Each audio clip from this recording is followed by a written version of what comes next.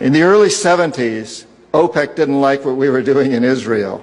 Same old story. And so they cut off our oil supplies. So some of you will remember these long lines at the gas stations. And we feared we were going to have another depression like the 1929 depression. And so the U.S. Treasury Department came to me and other economic hitmen and said, listen, you know, we can't allow OPEC to blackmail us anymore. You guys got to come up with a plan so this will never happen again. We knew that that plan had to involve Saudi Arabia because it had more oil than anybody else, and it also, the House of Saud, the royal family, was corrupt and corruptible.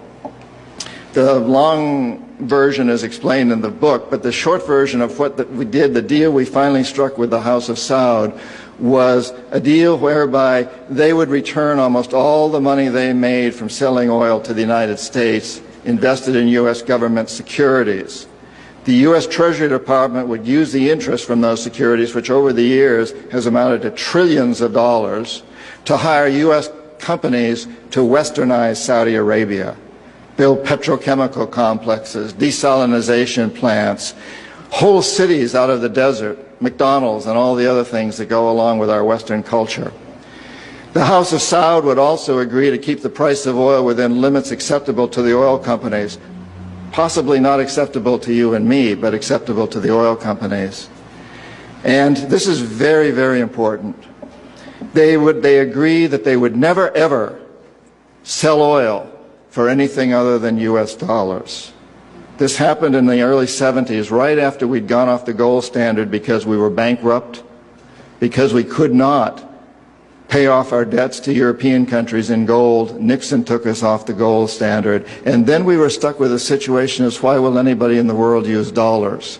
So very shortly we came up with this plan, which in essence put the dollar on the oil standard. You cannot buy oil on the world market for anything other than dollars. And that's very important to the corporatocracy. Our part of the bargain was we agreed to keep the House of Saud in power, in control. It was an amazing deal, the deal of the century. It was history-making, incredibly powerful deal that we struck with Saudi Arabia. And it's held.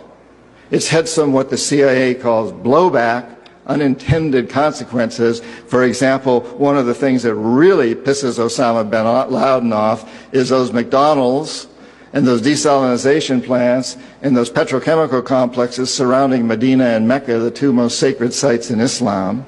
And it pisses off a lot of other Muslims in Indonesia and all over the world. There's been some blowback, but on the whole, the corporatocracy looked at this as an incredible success. I had done my job. We economic hitmen did a great job with that one. So we decided that Saddam Hussein ought to accept something very similar. Now, probably a lot of you know that Saddam has been our boy for a very, very long time. You may remember Abdul Karim Qasim, who was president of Iraq in the early 60s. Qasim came up with a unique concept. He said, Iraqi oil ought to go to benefit the Iraqi people. How novel is that?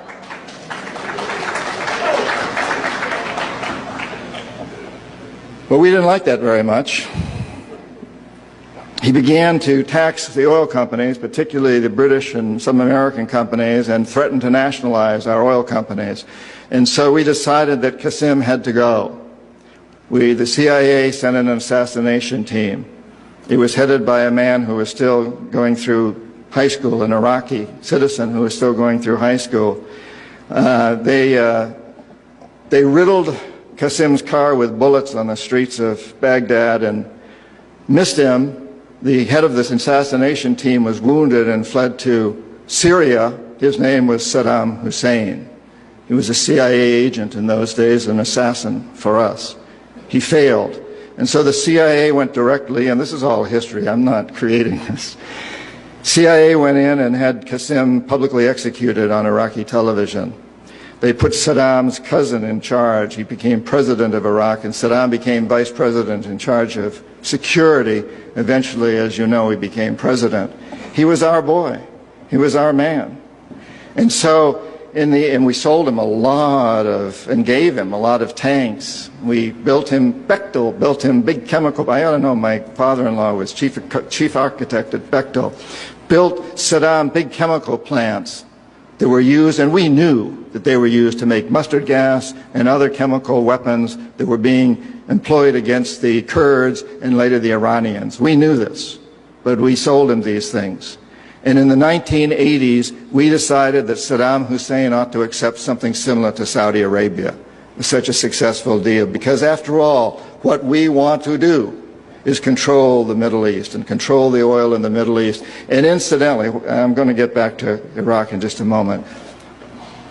But for those of you who think that Israel is about creating a homeland for the Jewish people, you're as deceived as most of them are.